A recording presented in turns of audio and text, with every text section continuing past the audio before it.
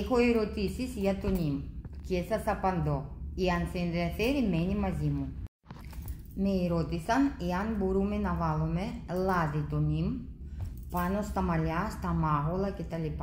Απαντώ. Δεν μπορούμε και δεν χρειάζεται. Όταν παίρνεις το νυμ εσωτερικά, τότε μεγαλώνουν τα μαλλιά.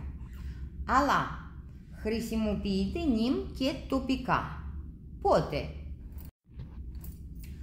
Όταν έχεις έξεμα. Όταν έχεις εδώ στους αγκώνες ή στο γόνατο ή στους αστράγαλους ή ανάμεσα από τα δάχτυλα έχεις μύκητα στα δάχτυλα και εδώ έχεις σκληρίδια. Τότε δεν το χρησιμοποιείς το νυμ σε σκόνη, το χρησιμοποιείς ή σε λάδι, αλλά θέλει ειδικό παρασκεύασμα. Ακούστε τη συνταγή για αληφή με νυμ, όχι για τα μαλλιά, για δερματικές εκδηλώσεις. Το χρησιμοποιείτε άφοβα, δεν έχει αντιδείξεις. Βάλει λίγο σισαμέλιο, 100 γραμμάρια σισαμέλιο, στο μπεν μαρί. Μπεν μαρί είναι σκεύος μέσα στο νερό που ζεσταίνεται χωρίς να βράζει, αλλά σιγοβράζει. Έτσι παρασκευάζουμε τα λάδια που θα χρησιμοποιήσουμε για ευεργεσία του σώματός μας. Βάζεις σισαμέλιο, βάζεις μέσα σε 100 γραμμάρια σισαμέλιο, βάζεις μισό κουταλάκι νυμ. Βάζεις ένα άλλο λαδάκι που είναι υποφαές, ένα κουταλάκι υποφαές μέσα. Βάζεις και μισό κουταλάκι κουρκουμά μέσα και το ανακατεύεις και το βράζεις γύρω στα μισή ωρίτσα.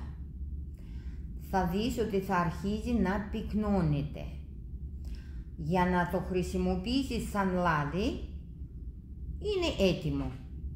Το βγάζεις, το κρυώνεις και είναι έτοιμο για χρήση. Αλλά εάν θέλεις να το χρησιμοποιείς σαν αληφή, την ώρα που τελειώνει το βράσιμο, θα βάλεις λίγο τυρί μέλισσας μέσα. Τόσο. Για να γίνει πιο πυκτό και να μπορείς να το απλώσεις και να μένει. Αληφή απλώνεις και μένει. Το λαδάκι το κάνεις μασάζ αρκετή ώρα. Βοηθάει και στις φτέρνες σας. Δηλαδή αν έχουν σκάσει οι φτέρνες, είναι θέμα όχι ζέστη, καλοκαίρι και ξυπόλυτος μόνο. Είναι θέμα ότι μπορεί να έχεις παράσιτα στο παχυέντερο και να έχεις σκασμένες φτέρνες, σκληρές, να ξεφλουδίζονται κτλ. Μπορεί να δημιουργηθούν και ραγάδες. Ραγάδα στη φτέρνα σημαίνει ότι το έντερό σου δεν είναι καλά και έχει σκιστεί. Πρόσεχε.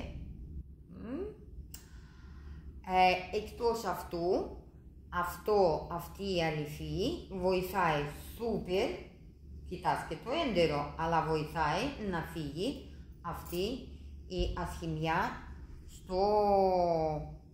στη φτέρνα σου.